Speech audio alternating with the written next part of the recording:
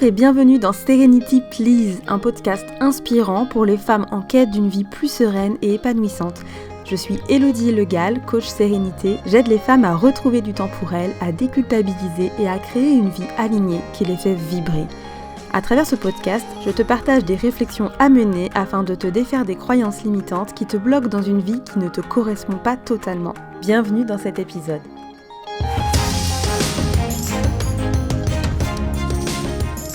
Salut à toutes, je suis super contente de faire ce retour de podcast puisque depuis le début du confinement, à vrai dire, je n'ai pas enregistré d'épisode, je n'ai pas vraiment eu l'occasion. Et là, je profite d'un petit moment pour moi pour le faire et je suis ravie. Dans cet épisode, je voulais te parler de comment rester serein dans une situation que tu ne contrôles pas, c'est-à-dire en réalité assez souvent. Ce qui m'a inspiré la thématique de cet épisode, c'est évidemment le confinement et le fait que nous sommes tous sommés de rester chez soi ou d'aller travailler si nous n'avons pas le choix de faire autrement. Mais en tout cas, on est dans une situation que l'on subit beaucoup. Et pour certains d'entre nous, c'est difficile de se faire imposer comme ça une situation qui n'est pas tout à fait confortable et surtout sur laquelle on n'a pas de pouvoir. Alors comment rester serein dans une situation que l'on ne contrôle pas, qui nous est imposée ? Cela peut convenir évidemment à la situation actuelle du confinement, mais ça peut aussi s'appliquer à la vie de tous les jours, car on se retrouve très souvent confronté à ce genre de moment quand on y pense. Et c'est d'ailleurs probablement là que les personnes qui ont besoin un petit peu de contrôler pour se rassurer ont le plus du mal à être sereines. La première étape pour pouvoir rester sereine dans une situation que l'on ne contrôle pas, c'est d'accueillir, tout simplement. Il faut arrêter de refouler nos émotions, nos peurs, il faut arrêter de nous voiler la face et il faut accueillir. Accueillir ses pensées, accueillir ses émotions, sans les juger, c'est déjà se sentir plus serein. Le fait d'écrire ses peurs dans un carnet, par exemple, de vider son trop-plein de pensées face à une situation qui nous dépasse, c'est déjà mieux l'appréhender. En coaching, c'est un exercice que je fais faire à toutes mes clientes. Je leur demande toujours à un moment donné, et très souvent d'ailleurs au début, de prendre un carnet et d'écrire dedans tout ce qui leur passe par la tête, qu'il les contrarie ou pas, peu importe, traduire toutes ces pensées qu'il y a sur du papier. Le fait de le faire, ça permet de s'alléger, ça permet même parfois de comprendre notre comportement, une situation. Ça permet même parfois d'y voir un peu plus clair dans ces listes de tâches, de choses à faire, de priorités, etc. Cet exercice d'écriture, c'est un exercice qui doit durer environ 10 minutes, sans lever le nez de son carnet si c'est possible. On peut s'aider d'un minuteur si on a besoin d'être sûr d'être bien immergé et de ne pas soit dépasser le temps parce qu'on n'a pas le temps, ou de ne pas arrêter avant les 10 minutes. 10 minutes, ça peut paraître long, mais en réalité, quand on se plonge dedans, ça passe très très vite. La deuxième chose que l'on peut faire pour rester serein dans une situation que l'on ne contrôle pas, c'est de montrer l'exemple. Comme un dicton le dit, si tu veux changer le monde, commence par te changer toi-même. Montrer l'exemple, c'est inspirer autour de soi, c'est permettre à son entourage de profiter des bienfaits des bonnes ondes, c'est tout simplement la seule chose sur laquelle on a le contrôle. Nos comportements, nos actions, nos décisions, c'est la seule chose sur laquelle on a du pouvoir. Et donc c'est en montrant l'exemple de ce qu'on voudrait être pour le monde, de ce qu'on voudrait que soit le monde ou que soient les gens, que l'on peut participer à changer ce monde en quelque chose de meilleur. Si on prend l'exemple du confinement, tout simplement montrons l'exemple en étant irréprochable, en ne sortant qu'en cas d'extrême nécessité et en permettant donc à cette situation de s'arrêter plus rapidement. C'est tout ce qu'il y a à faire. Si on prend un autre exemple, si par exemple on souhaite désencombrer, faire un grand tri chez soi, mais qu'on voit que personne d'autre à part nous dans la famille n'est motivé pour le faire, c'est pareil, on n'a pas le contrôle sur cette situation, pas entièrement, on a le contrôle que sur les objets que nous on va pouvoir trier, montrons l'exemple. Et en se mettant à trier, en se mettant à ranger, en se mettant à accorder de l'importance à cette chose-là, on montre l'exemple à notre famille et très souvent, la famille s'inspire et puis débloque aussi de son côté.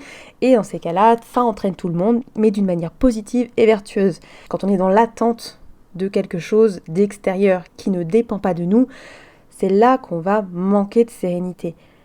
Si on a la possibilité, à l'inverse, d'agir, d'avoir du pouvoir sur les choses, c'est là qu'on va gagner en confiance, gagner en sérénité, avoir l'impression d'avancer. Donc il faut vraiment se focaliser sur les choses sur lesquelles on peut agir.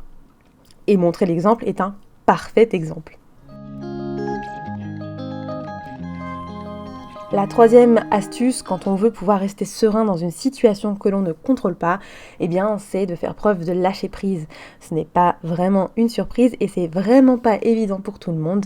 Mais quand on y pense, la vie est une succession de situations où on n'a pas le contrôle. C'est d'ailleurs souvent ce manque de lâcher prise, par peur de ce qui pourrait arriver si on lâche, que beaucoup de parents exercent une emprise forte sur leurs enfants. Cela les rassure en fait, et le fait de contrôler, ça rassure. Ok, je l'entends, j'ai été moi-même quelqu'un qui contrôle énormément et c'est une telle dépense d'énergie. Je ne sais pas comment j'ai fait pour passer autant d'années dans le contrôle parce que c'est énergivore au possible, en plus du fait qu'on est rarement satisfait du résultat parce que, voilà, encore une fois, on essaie de contrôler des choses qui nous échappent. Donc ça nous met dans une position d'échec, mais en permanence. Donc faire ce travail d'acceptation sur le fait que l'on ne contrôle pas la situation, qu'il va falloir s'adapter ou y contribuer de manière positive, c'est le meilleur moyen de réagir. On est capable de s'adapter, on est capable de faire des pirouettes pour trouver des solutions. Il va falloir apprendre à se faire confiance et c'est d'ailleurs mon prochain point. Quand on veut rester serein dans une situation que l'on ne contrôle pas, la dernière chose que j'ai envie de dire, c'est de te faire confiance. Se faire confiance dans notre capacité à s'adapter, à rebondir, à reconstruire. On n'est pas décisionnaire de ce qui se passe dehors ou chez les autres, mais on est décisionnaire de notre propre vie, de notre façon d'agir, etc. Se faire confiance, c'est se dire qu'on saura faire face, on saura trouver les ressources, on aura la force d'affronter les situations. Mais pour apprendre à se faire confiance, pour apprendre à faire confiance en la vie, il faut commencer par prendre du temps pour soi, de qualité, loin des écrans. Et je t'invite pour ça à écouter le premier épisode de Serenity Please si tu veux en savoir plus. Pour pouvoir apprendre à te faire confiance et à faire confiance en la vie, il faut que tu te retrouves dans des situations inconfortables, comme celles que tu ne contrôles pas, et que tu vois que tu es capable de t'adapter, et que tu vois que tu es capable de rebondir, de reconstruire, d'avoir des idées. Tout ce qu'on imagine dans le futur, ça nous paraît toujours compliqué, ça nous paraît toujours presque impossible.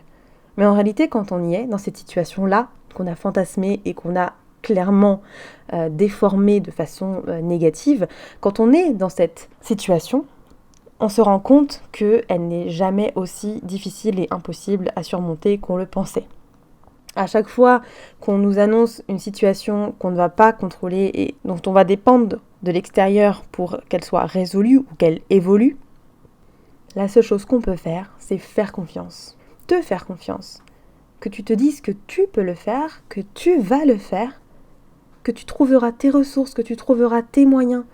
Et peut-être aussi que c'est une occasion d'être créatif, peut-être aussi que c'est une occasion de faire un peu différemment de tout le monde, parce que quand on doit chercher nos propres ressources en nous-mêmes, on n'a pas besoin de regarder ce qui se fait ailleurs. Toutes les réponses, elles sont là. Si je devais résumer donc cet épisode, c'est que pour faire face à une situation que tu ne contrôles pas, il faut que tu l'accueilles, que tu accueilles les émotions et les pensées qui vont avec. Il faut que tu montres l'exemple, c'est-à-dire que toi-même tu agisses, que tu fasses des choses comme tu aimerais que ça évolue pour les autres ou pour la situation en général. Il faut que tu arrives à faire preuve de lâcher prise et quand tu y réfléchis, tu le fais souvent, mais peut-être que tu ne t'en rends même pas compte. Eh bien, il faudrait essayer de lâcher prise plus souvent, dans plus de situations, notamment celles qu'on ne contrôle pas. Comme on ne peut pas agir sur les choses dont on n'a pas le contrôle, il faut qu'on essaye d'agir sur les choses dont on a le contrôle. Ça veut dire travailler sur ce qui se passe à l'intérieur de soi, prendre du temps pour déconnecter des médias, des écrans d'une manière générale, prendre le temps de prendre soin de nous, de nos émotions, de ce qui se passe chez nous. Ce n'est pas en se projetant à l'extérieur qu'on va résoudre nos problématiques. Se faire confiance sur la façon dont on va appréhender et gérer les choses.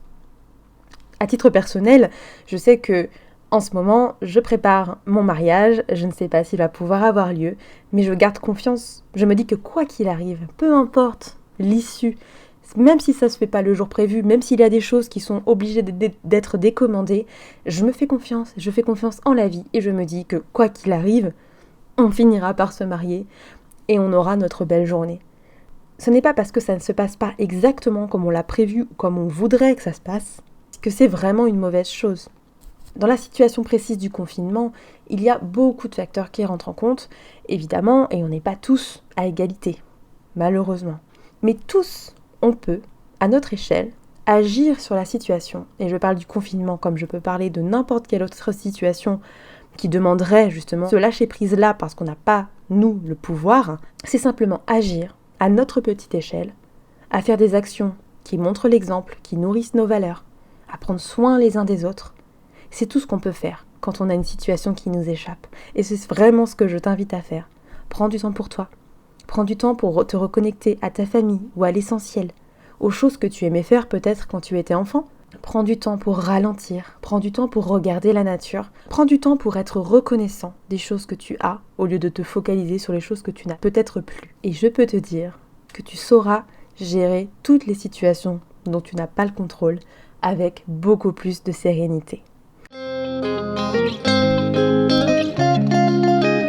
Voilà, c'est fini pour cet épisode. Je te remercie infiniment pour ton écoute. J'espère que ça t'a plu. N'hésite pas à retrouver les grandes étapes de l'épisode dans l'article dédié sur mon site serenity-therapy.fr. Si tu as apprécié cet épisode de Serenity Please, n'hésite pas à le partager autour de toi et à me laisser un commentaire avec autant d'étoiles qu'il est possible de laisser sur ton application de podcast préférée. Cela permettra de le faire connaître et de m'encourager sur. À très vite, j'espère, et d'ici là, surtout, prends soin de toi.